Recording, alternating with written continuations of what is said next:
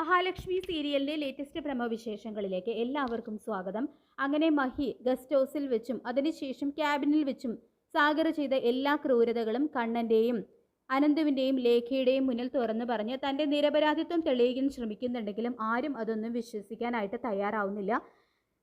മഹിയുടെ തുറന്നു പറച്ചിലിൽ ഭയപ്പെടുന്ന സാഗറാണെങ്കിൽ ഇങ്ങനെ കളവ് പറയുന്ന ഒരു സ്ത്രീയെ എൻ്റെ ജീവിതത്തിൽ ഞാൻ ഇതുവരെ കണ്ടിട്ടില്ല, ഇവർ കാര്യങ്ങളൊക്കെ വളച്ചൊടിച്ച് പറയാണ് എന്ന് പറയുന്നുണ്ട് കേട്ടോ.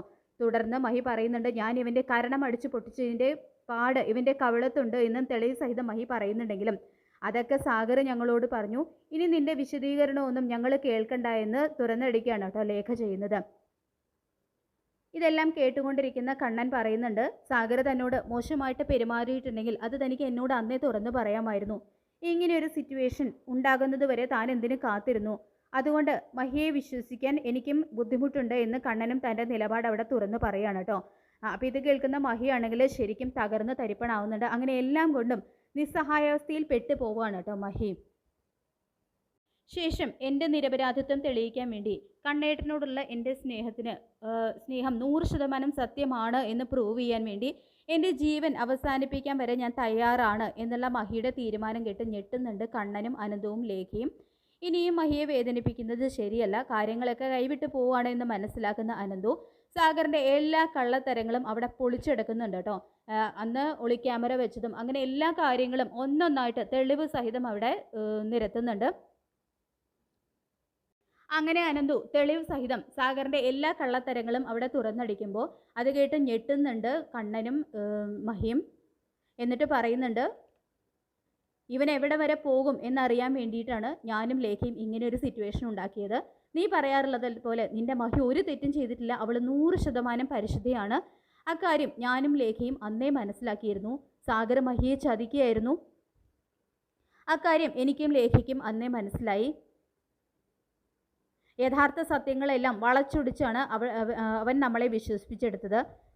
സാഗറാണ് മഹിയെ ഇല്ലാതാക്കാൻ ശ്രമിച്ചത്. ഇതാണ് ഈ നാടകത്തിൻ്റെ ക്ലൈമാക്സ് എന്ന് അനന്ത് പറയുന്നത് കേട്ട് ഞെട്ടുന്നുണ്ട് കേട്ടോ കണ്ണൻ. തുടർന്ന് നിൻ്റെ മഹി ഒരു തെറ്റും ചെയ്തിട്ടില്ല, അവൾ ആത്മാർത്ഥമായിട്ട് തന്നെയാണ് നിന്നെ സ്നേഹിക്കുന്നത്.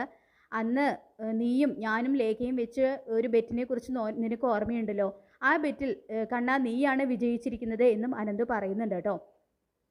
ഇതെല്ലാം കേട്ട് ഭയന്ന് വിറച്ച് നിൽക്കുകയാണ് കേട്ടോ സാഗരം.